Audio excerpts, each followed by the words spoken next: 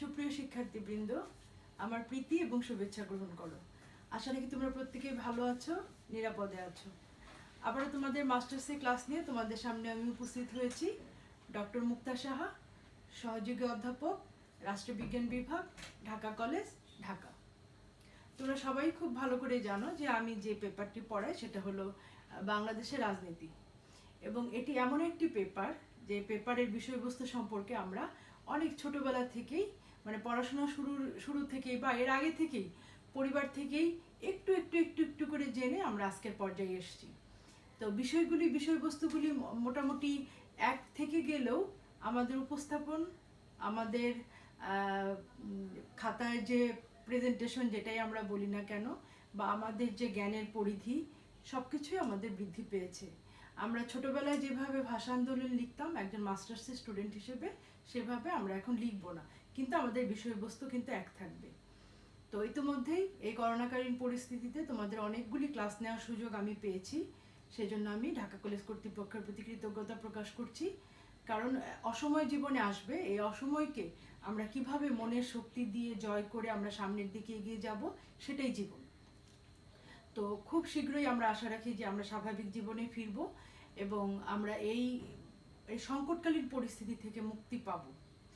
আমরা বীরের জাতি, আমরা বর্তমানে মার্চ মাসে দাঁড়িয়ে আছি। কিছুদিন আগে আমরা ফেব্রুয়ারি মাস পার করে আসলাম। তো এই মাসে এই বাংলাদেশের রাজনীতি পড়তে গেলে, মানে বিশেষ করে আমি নিজেকে একজন রাষ্ট্রবিজ্ঞানের শিক্ষার্থী হিসেবে সবসময় মনে করি, কারণ শেখার কোনো শেষ নেই। এমন অনেকে তোমরা থাকতে পারো যে আমার চেয়ে অনেক বেশি জানো। আমি রাষ্ট্রবিজ্ঞানের একজন শিক্ষার্থী হিসেবে বা তোমাদের শিক্ষক হিসেবে আমার এই পেপারটা পড়তে বা পড়াতে আমার খুব ভালো লাগে। আমি ভেতর থেকে একটা আগ্রহ বোধ করি, আমার ভেতরে একটা অন্যরকম অনুভূতি হয়। কারণ কি, দেখো যে আমরা তো আমাদের শেকড়টা একটা গাছের শেকড় যত গভীরে, যত শক্ত, যত সমৃদ্ধ, গাছটা কিন্তু তত বেশি বাইরে থেকে দেখতে হৃষ্টপুষ্ট। আমরা একটা গাছের নিচে দাঁড়ালে আমরা ছায়া পাই, একটা বটবৃক্ষ আমাদেরকে অনেক কিছু থেকে আগলে রাখে। ঠিক তেমনি আমাদের দেশটাও আমাদের মায়ের মতো। এই মাকে আমাদের শ্রদ্ধা জানাতে হবে, যথাযথ সম্মান প্রদর্শন করতে হবে, ভালোবাসতে হবে ভেতর থেকে। এবং এই ভালোবাসাটুকু কখন আসবে? যখন আমি এই পুরো ইতিহাসটা সুন্দর করে আমি আমার ভেতরে ধারণ করব। বই পুস্তকে সমস্ত কিছু লেখা আছে, সব কিছু আমরা বইতে পাবো। আমি তোমাদেরকে আরেকটা অনুরোধ করব যে যে মহান স্থপতির জন্য আমরা আজকে এই বিজয় অর্জন করতে পেরেছি, বা যার মধ্য দিয়ে আমরা স্বাধীনতা পেয়েছি, বাংলাদেশকে পেয়েছি, সেই মানুষটি সম্পর্কে আমরা একটু জানবো, সেই স্থপতি সম্পর্কে, বাংলাদেশের স্থপতি সম্পর্কে। ওনার যে কারাগারে রোজনামচা, এই তোমার কি বলে, বিখ্যাত দুইটা বই ইতিমধ্যে সমাদৃত হয়েছে দেশব্যাপী, মানে দেশের বাইরে। এই জিনিসগুলো, এই বই দুইটা তোমরা খুব ভালো করে মনোযোগ দিয়ে পড়বে। আমি তোমাদের কাছে এটা অনুরোধ করবো, কালকে কি হবে, তোমরা মানে অনেক কিছু সম্পর্কে জানতে পারবে, অনেক বিষয় সম্পর্কে, খুঁটিনাটি বিষয় সম্পর্কে, মানে তোমাদের মধ্যে একটা অন্যরকম অনুভূতি হবে। তো অসমাপ্ত আত্মজীবনী এবং আরেকটা যেটা বললাম, এই দুটো বই তোমরা খুব মনোযোগ সহকারে পড়বে, এবং তোমরা বাংলাদেশের ইতিহাসটা সম্পর্কে, তোমরা সত্যিকারের ইতিহাস সম্পর্কে তোমরা জানবে, যে সত্যি সত্যি, মিথ্যে মিথ্যে। তো আমরা আজকে যে টপিকটা পড়বো, এই টপিকটা পড়ার আগে আমরা আগে যে টপিকগুলি পড়েছি সেগুলি তোমাদেরকে একটু মনে করে দিতে চাই, যে তোমরা অবশ্যই যে টপিকগুলি ইতোমধ্যে আমি পড়িয়ে ফেলেছি সেগুলিকে তোমরা একটা ফোল্ডার করবে, ফোল্ডার করে বিষয়গুলিকে সুন্দরভাবে সাজিয়ে রাখবে। আমি তোমাদেরকে আবারও ওয়ার্ন করছি, খুব শীঘ্রই সব স্বাভাবিক কার্যক্রম শুরু হয়ে যাবে এবং তোমাদের পরীক্ষায় দ্রুত বসতে হবে। তখন কিন্তু এই যে কি অবস্থা গেল, তোমাদের ব্যক্তিগত ক্ষতি হয়ে যাবে। যারা নিয়মিত পড়াশোনা করছে, যারা এই প্রক্রিয়ার মধ্য দিয়ে যাচ্ছে, তাদের কিন্তু ক্ষতি হবে না। এবং তোমাদের ক্ষতিটা এই জন্যই আমি সতর্ক করে দিচ্ছি যে পাস্ট ইজ পাস্ট, এক মুহূর্ত আমরা লাইফে আর অ্যাড করতে পারবো না। তুমি এই মুহূর্ত থেকে সব কিছু শুরু করবে, এবং আর কি করবে, যে কিভাবে এই পরীক্ষার প্রস্তুতি দ্রুত গ্রহণ করে পরীক্ষায় ভালো করা যায়, কারণ তোমাদের এই পরীক্ষা হলো শিক্ষা জীবনের সর্বশেষ ডিগ্রির পরীক্ষা। এবং এই পরীক্ষার পরে কি করতে হবে, তোমাদের বিভিন্ন চাকরির পরীক্ষায় বসতে হবে। ইতোমধ্যে তোমাদের মধ্যে সেই চিন্তাটা শুরু হয়ে গেছে। আমি বলবো যে ভাবনা করো, চিন্তা করো, দুশ্চিন্তা করো না। দুশ্চিন্তা করো না এই জন্যই কারণ দুশ্চিন্তা আসবে, মানুষ হিসেবে স্বাভাবিক।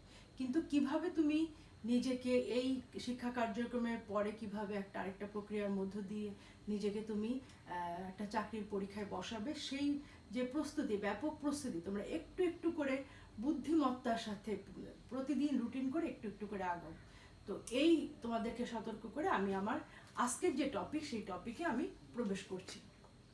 দেখো, আজকে আমরা যে বিষয়টা নিয়ে আলোচনা করব সেটা হলো জাতীয় সংহতি, ন্যাশনাল ইন্টিগ্রেশন। হ্যাঁ, সংহতি বলতে আমরা কি বুঝি? সাধারণত সংহতি বলতে আমরা বুঝি মিল। তাহলে জাতীয় সংহতি মানে একটি দেশের অভ্যন্তরে বিভিন্ন বিষয়ের যে মিল, সেটাই হলো জাতীয় সংহতি। তো দেখো, বর্তমানে কি হয়েছে, রাজনৈতিক আধুনিকীকরণের পূর্ব শর্ত হিসেবে রাজনৈতিক আধুনিকীকরণ, বিষয়টা একটু বোঝো। যে আমরা কি হয়েছে, আমরা 71-এ দেশ পেয়েছি, আমরা অনেক একটু একটু করে অনুন্নত, উন্নয়নশীল, একটু একটু করে কিন্তু আমরা সামনের দিকে একটু দরিদ্র থেকে অনুন্নত, অনুন্নত থেকে উন্নয়নশীল, উন্নয়নশীল থেকে আস্তে আস্তে আস্তে আস্তে আমরা সামনের দিকে এগিয়ে যাব। এবং পৃথিবীতে এমন কোনো দেশ নেই যে দেশের উন্নয়ন মাত্রাটা কোথাও গিয়ে থেমে যায়। মনে করো, আমরা যদি এখন উদাহরণ হিসেবে মার্কিন যুক্তরাষ্ট্রকে টানি, মার্কিন যুক্তরাষ্ট্র কি হয়েছে, মার্কিন যুক্তরাষ্ট্র মানে আমাদের কাছে একটা, তারা উন্নয়নের একটা রোল মডেল। কিন্তু তুমি যদি এখন গিয়ে মার্কিন যুক্তরাষ্ট্রে কিছুদিন বসবাস করো বা ওদের সঙ্গে মিশে যাও, ওদের ভেতরের বিষয়গুলোকে বোঝার জন্য, তাহলে তারা দেখবে যে একটা বিষয় অর্জনের চেয়ে সেটা ধরে রাখা অনেক বেশি কঠিন। এখন যদি তুমি মনে করো সবচেয়ে উন্নত দেশ মার্কিন যুক্তরাষ্ট্র, এই উন্নত দেশটাকে সঠিকভাবে চালিয়ে নেওয়া এবং তাকে ধরে রাখার জন্য তাদেরকে নিরলস পরিশ্রম করতে হচ্ছে। যেমন আমাদের স্বাধীনতা নিয়ে আমরা যে কথাটা বলে থাকি যে স্বাধীনতা অর্জনের চেয়ে রক্ষা করা কঠিন, ঠিক আমরা 1971-এ স্বাধীনতা পেয়েছি, কিন্তু দেখো সেই স্বাধীনতাকে ধরে রাখার জন্য এবং কি টাইপের পরিশ্রম আমাদেরকে করতে হচ্ছে, নিরলস কাজ করে যেতে হচ্ছে। এবং কাঙ্ক্ষিত যে আমরা উন্নয়নটা চেয়েছিলাম, সেটা অনেক কারণে আমরা অনেক কিছুতে পাইনি। সেটারই একটা বিষয় হলো যে, ছোট্ট করে যদি আমি একটা উদাহরণ দিই, যে সংহতির বিষয়টা, একটা পরিবারকে দিয়ে যদি আমি একটা একক ইউনিট হিসেবে যদি আমি একটা পরিবার নিই, একটা পরিবারের মধ্যে দেখো কি হয়, বাবা মা ভাই বোন সবাই মিলে আমাদের একটা পরিবার। কিন্তু আমাদের এই মধ্যবিত্ত বা উন্নয়নশীল দেশগুলির পরিবারগুলির দিক যে তাকাও, যে একটা পরিবারের মধ্যে নানা ধরনের ঝামেলা, নানা ধরনের সমস্যা বিরাজমান। কিছু কিছু সমস্যা আছে যেগুলি আনঅ্যাভয়েডেবল, কথাটা বোঝার চেষ্টা করো। আর কিছু সমস্যা আছে, জমি জমা নিয়ে সমস্যা, অকারণে একজনের উন্নতিতে আরেকজনের হিংসা, একজন রেজাল্ট ভালো করলে হিংসা, মানে আত্মীয় স্বজনের মধ্যে এই হিংসা হিংসি, এই নিজেদের মধ্যে কলহ, নিজেদের মধ্যে বিবাদ, নিজেদের মধ্যে লেগে থেকে কি হয়, মানে তাদের যে ব্যক্তিগত উন্নয়ন বা পারিবারিক উন্নয়ন, সেটা কিন্তু ব্যাহত হয়। উদাহরণটা একটু খেয়াল করবে, যে আমরা যদি ছোট ছোট বিষয়গুলিকে একটু অ্যাভয়েড করতে পারি, যাক ঠিক আছে, ও এই কাজটা করছে, ওর ক্ষুদ্রতার পরিচয় দিয়েছে, আমি আমারটা করে যাই, যে এই মানসিকতা যদি আমরা সবসময় ধারণ করতে পারি এবং এইভাবে নিজেদেরকে তৈরি করতে পারি যে একজনের সাথে ঝগড়া করা মানে কিছুটা সময় নষ্ট, এই সময় আমি অন্য কাজে লাগাবো, তাহলে দেখবে যে আমি ব্যক্তি দিয়ে আমি রাষ্ট্রের উদাহরণে যাচ্ছি। ঠিক তেমনি রাষ্ট্রীয় ক্ষেত্রেও দেখো, একটা রাষ্ট্রের মধ্যে অভ্যন্তরীণ অনেক বিষয় থাকে। এখন আমি যে বললাম যে 71-এ দেশ স্বাধীন হওয়ার পর থেকে আমরা যে উন্নয়নের যে মাত্রাটায় পৌঁছাতে চেয়েছি, সেখানটা আমরা পৌঁছাতে পারিনি। এটার জন্য অন্যতম যদি একটা কারণ আমরা বলি, তাহলে আমাদের রাজনৈতিক দলগুলোর মধ্যে অভ্যন্তরীণ কোন্দল। একটু বোঝার চেষ্টা করো, অভ্যন্তরীণ কারণ কি, আমাদের মানে আমরা গণতান্ত্রিক দেশ, আমরা আধুনিক গণতন্ত্রে বিশ্বাসী, যে কথাটা আমরা বললাম যে আধুনিক গণতন্ত্রের যে কথাটা বললাম, রাজনৈতিক আধুনিকীকরণের ক্ষেত্রে জাতীয় সংহতি একটা গুরুত্বপূর্ণ ভূমিকা পালন করে। তা আমরা অবশ্যই যে আমরা রাজনৈতিক আধুনিকীকরণ চাই, আমরা সামাজিক আধুনিকীকরণ চাই, আমরা সাংস্কৃতিক ক্ষেত্রে আধুনিকীকরণ চাই, অর্থনৈতিক ক্ষেত্রে আধুনিকীকরণ চাই, সব ক্ষেত্রে আমরা আধুনিকীকরণ চাই। এই দেখো, আধুনিকীকরণের প্রভাবেই আজকে ঘরে বসেও তোমাদের সঙ্গে আমরা মানে যোগাযোগ কি একতরফা হলো যোগাযোগ করতে পারছে, আমার মেসেজটা তোমার কাছে পৌঁছাচ্ছে। তো এটাও তো একটা আধুনিকীকরণের একটা রেজাল্ট। তাহলে আমরা সর্বক্ষেত্রে আধুনিক হতে চাই। আধুনিকীকরণের কোনো সর্বশেষ মাত্রা নেই যে এখানে গিয়ে আধুনিকীকরণ শেষ। তাহলে কি করতে হবে? আমাদেরকে প্রতিনিয়ত মানে প্রত্যেকে ব্যক্তিগতভাবে আমাদেরকে আধুনিক থাকতে হবে এবং আমাদের কার্যক্রমে আধুনিক থাকতে হবে এবং রাষ্ট্রীয় বিভিন্ন ক্ষেত্রে আমাদেরকে সেইভাবে নিজেদেরকে প্রত্যেকটা সেক্টরে তোমরা ভবিষ্যৎ তোমাদেরকে সেভাবে নিজেদেরকে আধুনিক হিসেবে গড়ে তুলতে হবে। আধুনিক মানে কি? তোমরা মার্কেটে গেলে ব্র্যান্ডের জামা, ব্র্যান্ডের পোশাক এগুলি পরলে দিস ইজ নট আধুনিকীকরণ। আধুনিকীকরণ হলো তুমি কতটা চারদিকের বহির্বিশ্বের সাথে বাংলাদেশের চারদিকের যে খবরাখবরগুলি, চারদিকের যা ঘটনাগুলি, এইগুলিকে তুমি কতটা ধারণ করে তুমি নিজেকে কতটা সমৃদ্ধ করতে পারছো, নিজেকে কতটা আধুনিক করতে পারছো। কারণ তুমি যতটা আপডেটেড থাকবে ততটা তুমি নিজেকে সমৃদ্ধ মনে করবে সর্বক্ষেত্রে। তুমি দেখবে যখন তুমি পড়াশোনা করবে তোমার মনের জোরটা অনেক বেড়ে যাবে, তুমি অনেক কিছু তখন দ্রুত ফেস করতে পারবে। তখন কি হবে যে হ্যাঁ, তখন নিজেকে যত তুমি চারদিকের খবরাখবর জানবে, চারদিকের বহির্বিশ্বে কি ঘটছে, আজকে কোন দেশের সাথে কোন দেশের খেলা হচ্ছে, আমাদের দেশ এখন ক্রিকেটে কোন পর্যায়ে আছে, আচ্ছা ইয়েতে জাতিসংঘ এখন কিভাবে বিভিন্ন সমস্যাগুলিকে সমাধান করছে, এই করোনা পরিস্থিতি কোন দেশ কিভাবে ট্যাকেল করলো, কারা সবচেয়ে ক্ষতিগ্রস্ত হলো, ইত্যাদি ইত্যাদি। তুমি যদি একটা রুটিন করে এই বিষয়গুলিকে নিজের মধ্যে জানার একটা অভ্যাস গড়ে তোলো, প্রতিদিন তোমরা একটু খবর শোনো। অনেক সময় আমরা মোবাইলে অহেতুক খাইছিস কিনা, ঘুমাইছিস কিনা এই ধরনের কাজ করে আমরা অনেক সময় নষ্ট করে ফেলি। তো আমি তোমাদেরকে মানে সব কিছুই করবে, এটাও করবে, কিন্তু মানে কন্ট্রোলটা থাকবে তোমার হাতে, রিমোট কন্ট্রোলটা থাকবে তোমার হাতে। তোমার লাইফ তুমি কিভাবে কতটুকু কোথা থেকে নিবে, কতটুকু আধুনিক নিজেকে করবে এবং কতটুক তুমি সেটা সবার মধ্যে ছড়িয়ে দিতে পারবে।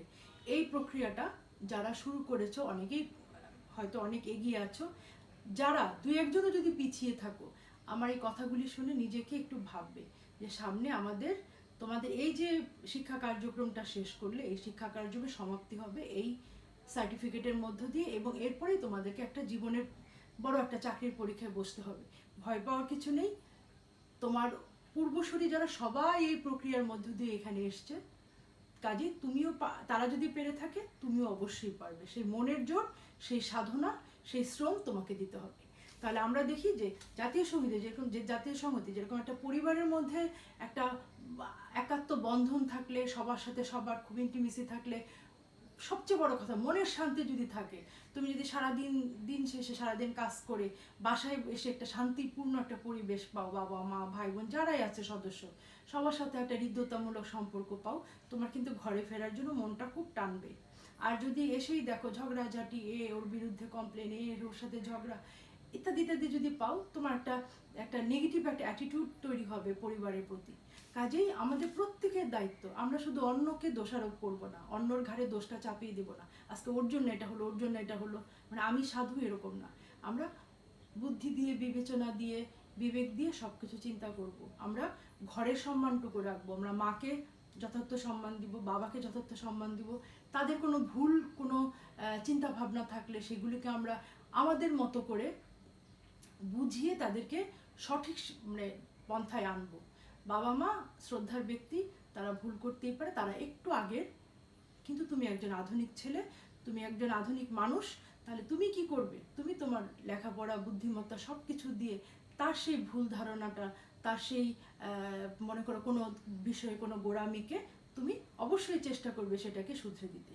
তাহলে একটা পরিবারের মধ্যে যখন ইন্টিগ্রেশনটা বেড়ে যাবে তখন কিন্তু তোমার কাজ করার স্পিরিট বেড়ে যাবে। তখন তুমি বাইরে যখন যাবে, ঘরে শান্তি থাকলে তুমি তো বাইরে যে সময়টা তুমি কাজ করবে তুমি শান্তিতে কাজ করতে পারবে। তাহলে কি হবে? তোমার মনের মধ্যে একটা জোর থাকবে, তোমার কোনো দুশ্চিন্তা থাকবে না, তুমি একটা ফ্রেশ মানুষ হয়ে যে কাজ করতে পারবে। অনেক কিছু টেনশন মাথায় নিয়ে কিন্তু তুমি সেই কাজটা করতে পারবে না। তোমার এই একটু একটু কাজে কিন্তু দেশের বড় কাজে লাগবে। তাহলে আমরা দেখি ন্যাশনাল ইন্টিগ্রেশনটা খুব বেশি জরুরি। তাহলে একটা ঘরের মধ্যে যেরকম সবার ঐক্যবদ্ধ হওয়া দরকার, ঠিক তেমনি দেখো একটি জাতিকে সকল ক্ষেত্রে ঐক্যবদ্ধ রাখার চেষ্টাই হলো জাতীয় সংহতি। মানে ঐক্যবদ্ধ রাখতে হবে, এই চেষ্টার জন্য জাতীয় সংহতি। এই চেষ্টাটাই হলো জাতীয় সংহতি। এখন এই সংহতিটা কোন রাষ্ট্র কতটা কঠিনভাবে মেনটেন করতে পারে, কতটা কঠিনভাবে এটাকে ধরে রাখতে পারে, সেটাই হলো সেই জাতির ক্যারিসমা। হ্যাঁ, মানে একটা পরিবারের মধ্যে একটা পরিবারের কর্তা যদি দক্ষ হয়, সে কি করতে পারে, সুন্দর করে একটা ডিসিপ্লিন একটা ওয়ে তৈরি করে পরিবারের মধ্যে সবার মধ্যে একটা বন্ধন তৈরি করে সবাই সব কিছু করে ফেলবে। আর যদি তার একটু বুদ্ধিমত্তা একটু কমতি থাকে, তাহলে কিন্তু একটা বিশৃঙ্খলা তৈরি হয়ে যাবে। ঠিক রাষ্ট্রেও ঠিক তাই। তাহলে দেখো, আমাদের এই জাতীয় সংহতি তৈরির ক্ষেত্রে, জাতীয় সংহতি রক্ষার ক্ষেত্রে প্রত্যেকটা রাষ্ট্রকে সচেষ্ট হতে হবে। এবং একটা রাষ্ট্রের সঙ্গে কিন্তু আরেকটা রাষ্ট্রের সব দিকে মিল নাও থাকতে পারে। কারণ আমি যদি বাংলাদেশের জাতীয় সংহতির কথা বলি আর আরেকজন যদি আমেরিকার জাতীয় সংহতির কথা বলে, দুটো কিন্তু মিলবে না। কারণ জাতীয় সংহতি যখন আমি বলবো, তখন আমার দেশের যে নিজস্বতা, আমার দেশের যে মূল্যবোধ, আমার দেশের যে কৃষ্টি, আমার দেশের যে মানে সভ্যতা, সমস্ত কিছু মিলিয়ে হলো আমার জাতীয় সংহতি।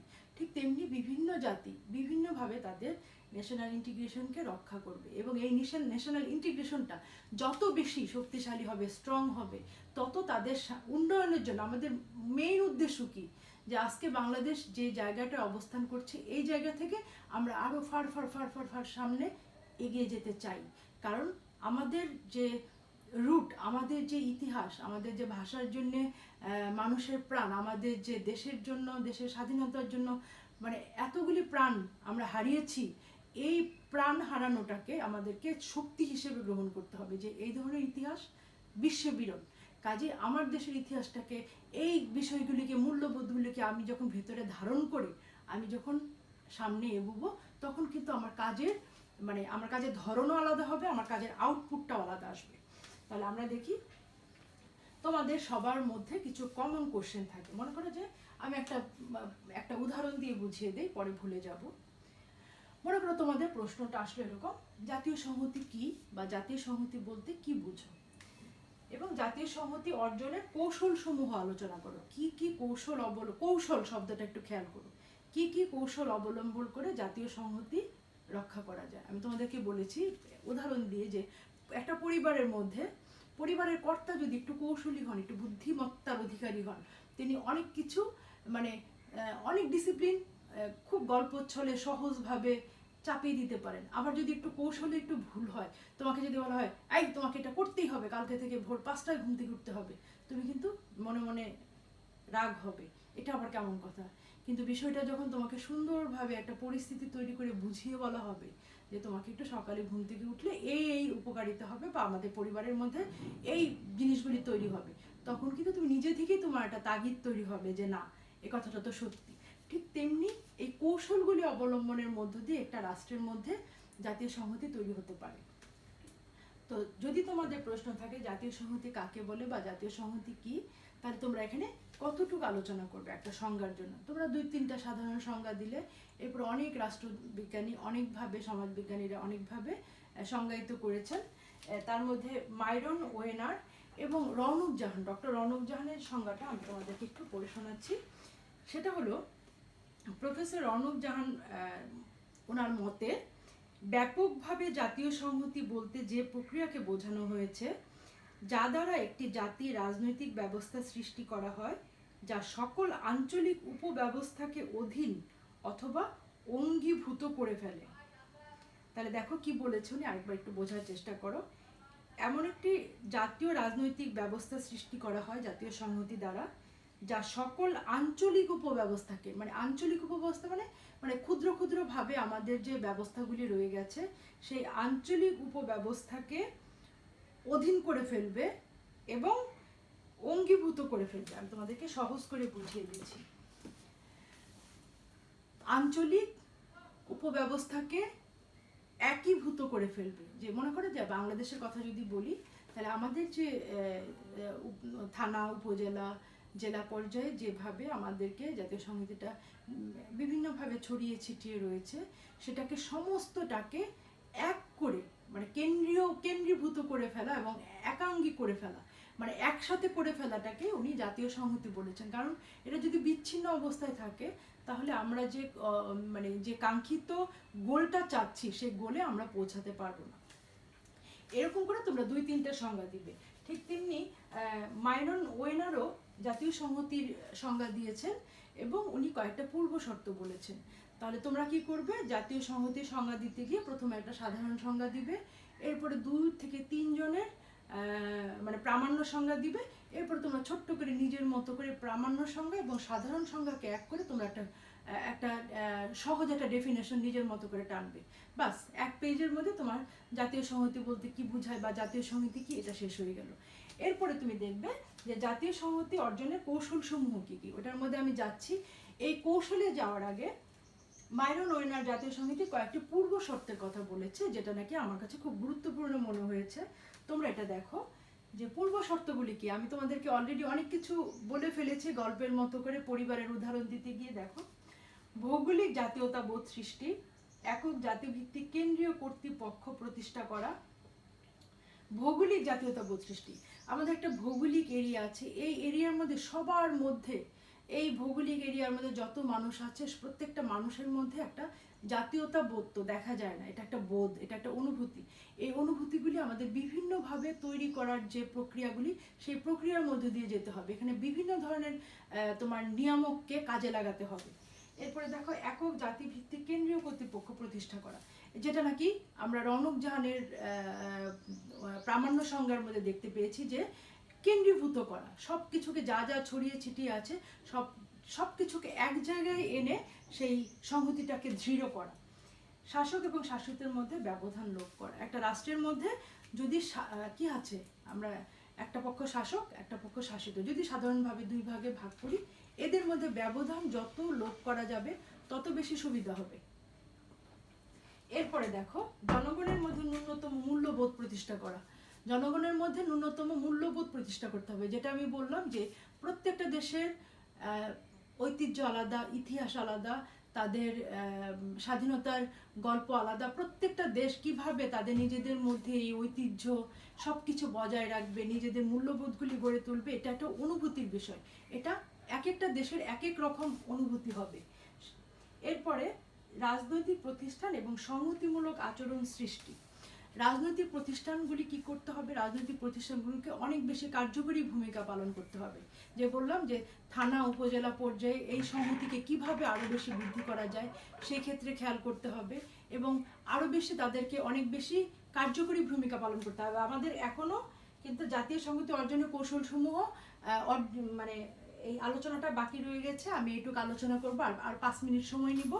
তাহলে দেখো, রাজনৈতিক প্রতিষ্ঠান এবং সংহতিমূলক আচরণ সৃষ্টি, এটা খুব সংহতিমূলক আচরণ সৃষ্টি মানে আমার মধ্যে যদি মানে আচরণটা তৈরি হয় যে আমরা একে অপরের পরিপূরক, আমরা মানুষ, আমরা একে অপরের সুখে দুঃখে একজন আরেকজনের পাশে দাঁড়াবো, আমাদের অনুভূতিগুলি এক, আমরা অনেক কষ্ট করে স্বাধীনতা পেয়েছি, অনেক কষ্ট করে আমরা আজকের এই সুন্দর মাতৃভূমি পেয়েছি। আমরা নিজেদের মধ্যে কলহ, নিজেদের মধ্যে দূরত্ব এগুলি তৈরি করে আমরা নিজেদের অশান্তি ডেকে আনবো না, আমরা উন্নয়ন প্রক্রিয়াকে ব্যাহত করবো না। কারণ নিজেদের মধ্যে অশান্তি মানে সেটা ঘরের অশান্তি হোক, রাষ্ট্রের অশান্তি হোক, মানে দলে দলে অশান্তি, এটাও একটা অশান্তি। ঘরের মানুষে ব্যক্তি ব্যক্তিতে ভাই ভাই অশান্তি, এটাও একটা অশান্তি। অশান্তি মানে উন্নয়ন প্রক্রিয়া থেকে পিছিয়ে যাও, মাইন্ড ইট। অশান্তি মানে সবসময় অশান্তিকে অ্যাভয়েড করবে, সবসময় ছাড় দেওয়ার মানসিকতা তৈরি করবে এবং নিজে রেগে না গিয়ে যুক্তি দিয়ে জিনিসটাকে বুঝিয়ে বলবে। রেগে গেলে তোমার ক্ষতি হবে, তুমি হেরে যাবে। রেগে যাবে না, তুমি যুক্তি দিয়ে নিজে স্থির থেকে যুক্তি দিয়ে তোমার বিষয়গুলিকে বুঝিয়ে বলবে। মনে রাখবে, রাগ করলেই তুমি কোনো না কোনোভাবে পিছিয়ে গেলে, রাগ যখন যখন রেগে যায় তখন আমরা স্বাভাবিক অবস্থার মধ্যে থাকি না এবং তখন আমরা ভুলভাল সিদ্ধান্ত নেই, অনেক কাজ ভুল করে ফেলি ঝোঁকের মাথায়। কাজেই এই জিনিসগুলিকে আমাদের খুব গুরুত্ব দিতে হবে। রাজনৈতিক প্রতিষ্ঠান এবং সংহতিমূলক আচরণ, এই সংহতিমূলক আচরণ আমি চাইবো যে এটা ব্যক্তি ক্ষেত্রে তোমরা অ্যাপ্লাই করো, রাষ্ট্রীয় ক্ষেত্রে তোমরা অ্যাপ্লাই করো। তাহলে দেখো, মাইরন ওয়েনার জাতীয় সংহতির যে পূর্ব শর্তগুলির কথা বলেছে, এই 5টা শর্ত তোমরা অবশ্যই মনে রাখবে এবং আমি আশা রাখি এই ক্লাসের মধ্যে দিয়ে তোমাদের হয়ে যাবে। এরপরে দেখো, জাতীয় সংহতি অর্জনের কৌশলসমূহ কি কি। স্বকীয়তা একাঙ্গীকরণ, এলিট জনতার একাঙ্গীকরণ, রাজনৈতিক একাঙ্গীকরণ, সাংস্কৃতিক একাঙ্গীকরণ, অর্থনৈতিক একাঙ্গীকরণ, এছাড়াও আরো অনেক কিছু ছোট ছোট কিছু বিষয় রয়েছে। তাহলে যে বিষয়গুলি আমি অলরেডি কিন্তু আলোচনা করে ফেলেছি। দেখো, স্বকীয়তা একাঙ্গীকরণ, স্বকীয়তা মানে কি? প্রত্যেকটা মানুষের যেমন নিজস্বতা থাকে, মনে করো যমজ টুইন ভাই বা টুইন বোন, তাদের মধ্যেও অমিল আছে। তাদের মধ্যেও তুমি দেখবে কোনো না কোনো ক্ষেত্রে অমিল, কালে যে প্রতিটা সৃষ্টি হলো ইউনিক, প্রতিটা সৃষ্টি হলো স্বকীয়। তুমি একটা উদাহরণ আজকে আমি দিচ্ছি, তোমরা ক্লাস শেষে গিয়ে মিলিয়ে দেখবে। একটা গাছের সবুজ পাতা, সেটা যে গাছ হোক, তোমার বারান্দায় ফুলের টব হতে পারে, তোমার বারান্দায় যে কোনো একটা গাছ হতে পারে, বড় একটা বাইরের গাছ হতে পারে, তোমরা গিয়ে কাছে গিয়ে দেখবে গাছের পাতাগুলিকে একটু খুব গভীরভাবে খেয়াল করবে। গাছের পাতা তো সবুজ, এক সবুজের সাথে আরেক সবুজের কোনো মিল নাই, একটা পাতার সাথে আরেকটার পাতা কোথাও না কোথাও এতটুকু পার্থক্য আছে। এটা দিয়ে আমি বোঝাতে যাচ্ছি প্রতিটা সৃষ্টি হলো স্বতন্ত্র, প্রতিটা মানুষ হলো স্বকীয়। তাহলে কি এই স্বকীয়তা, মানুষ যেমন স্বকীয়, প্রত্যেকটা রাষ্ট্রও তেমন স্বকীয়। এই স্বকীয়তার একাঙ্গীকরণ করতে হবে। আমি বাংলাদেশের মানুষ, আমার বাংলাদেশের মূল্যবোধ এই, বাংলাদেশের ঐতিহ্য এই, বাংলাদেশের ইতিহাস এই, এই সব কিছু মিলিয়ে হলো আমরা যা কিছু অর্জন করেছি। এই আমার দেশকে আমি আমার স্বকীয়তা বজায় রেখে কিভাবে আমি সংহতি বৃদ্ধি করব, সেই টেকনিকটা আমাকে জানতে হবে। এলির জন্য তার একাঙ্গীকরণ, এটা মানে আমাদের দেশের তো এলির জন্য তো ওইভাবে নেই। তবে মনে করে উচ্চ শ্রেণী এবং আমাদের নিম্ন শ্রেণী, যারা নাকি বিভিন্নভাবে বিভিন্ন কাজের সঙ্গে যুক্ত, এই এই এদের মধ্যেও আমাদের কোনো দূরত্ব রাখলে চলবে না। আমাদের মধ্যে যতটা সম্ভব এই একাঙ্গীকরণ করতে হবে। রাজনৈতিক ক্ষেত্রে একাঙ্গীকরণ করতে হবে, অর্থনৈতিক ক্ষেত্রে একাঙ্গীকরণ করতে হবে, সাংস্কৃতিক ক্ষেত্রে একাঙ্গীকরণ করতে হবে। কারণ কি দেখো, সাংস্কৃতিক বিষয়টা অনেক বেশি গুরুত্বপূর্ণ। একটা দেশের সংস্কৃতি দিয়ে একটা দেশকে বোঝা যায়। আমার দেশের সংস্কৃতির সাথে অন্য কোনো দেশের সংস্কৃতির মিল অনেক ক্ষেত্রেই আমরা পাবো না, কিন্তু আমার দেশের সংস্কৃতিকে ধারণ করা, আমার দেশের ঐতিহ্যকে ধারণ করা, এটা আমার নৈতিক দায়িত্ব। এবং এই সংস্কৃতি দিয়েই আমি আর 10টা দেশের চেয়ে আলাদা। কাজে আমার এই দেশের সংস্কৃতিটা কত আমি বৃদ্ধি করব, কত আমি মানে কতভাবে আমি চেষ্টা করব। হ্যাঁ, বাইরের সংস্কৃতি এখন সব কিছু খোলা, এখন কি সব কিছু এখন ইসের যুগ, কি তোমার গ্লোবালাইজেশনের যুগ, সব কিছু আমাদের সামনে ওপেন। তার মানে এই না যে আমি আমার নিজ দেশের সংস্কৃতিকে ছোট করে দেখব, আমরা শুধু বাইরের সংস্কৃতির প্রতি ঝুঁকে থাকব। আমরা কি করব, বাইরের সংস্কৃতি থেকে ভালো জিনিসটা এনে আমার দেশের সংস্কৃতিকে মানে সমৃদ্ধ করার চেষ্টা করব। তাহলে আমাদের দেশের সমৃদ্ধি, আমাদের দেশের সংস্কৃতি আরও সামনের দিকে এগিয়ে যাবে।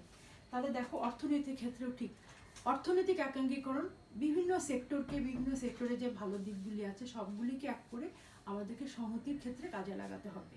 তো এই বিষয়গুলি যদি তোমরা মাথায় রাখো, আরও ছোটো ছোটো কিছু কারণ আছে, তোমরা এই সমস্ত বিষয়গুলিকে আমি যেভাবে সহজ করে তোমাদেরকে বোঝানোর চেষ্টা করলাম, আশা রাখি আমার লেকচারটা তোমরা মন দিয়ে একবারের জায়গায় দুইবার পড়লেই বিষয়বস্তুটা ক্লিয়ার হয়ে যাবে। এখন তোমরা কি করবে, তোমরা কয়েকটি বই নিয়ে বসে এটা পরীক্ষার খাতায় উপযোগী করে, তোমাদেরকে বলেছি যে তোমাদের প্রেজেন্টেশন, তোমাদের বানান, তোমাদের উপস্থাপন যত বেশি সুন্দর হবে তোমরা তত বেশি নাম্বার ক্যারি করতে পারবে। কিন্তু বিষয়গুলিকে ধারণ করতে হবে ভেতরে, কারণ তোমরা পড়ছো বাংলাদেশের রাজনীতি এবং তুমি বাংলাদেশের একজন সচেতন নাগরিক, সচেতন শিক্ষার্থী। সেই হিসেবে বিষয়গুলিকে ধারণ করে যখন তুমি জিনিসগুলিকে অনেক বেশি জানবে, তখন পরীক্ষার খাতায় তোমাকে ছোট করা কোনো বিষয় হবে না। আশা রাখি আমার ক্লাস তোমাদের একটু হলেও তোমাদের উপকারে আসবে এবং তোমরা মনোযোগ দিয়ে আমার কথাগুলি ফলো করবে প্রথম থেকে শেষ পর্যন্ত। যে কথাগুলি বললাম তোমরা মনোযোগ দিয়ে শুনবে, এবং যদি তোমরা মনে করো এগুলিকে ফলো করলে তোমরা উপকার পাবে, তাহলে আমি আশা করবো তোমরা অবশ্যই ফলো করবে। আমরা আশা রাখি খুব শীঘ্রই আমরা স্বাভাবিক শিক্ষা কার্যক্রমে ফিরবো। তো যে পর্যন্ত না ফিরছি, তোমরা ভালো থাকো, এভাবেই ক্লাস চলবে। তোমরা সুস্থ থেকো, সাবধানে থেকো।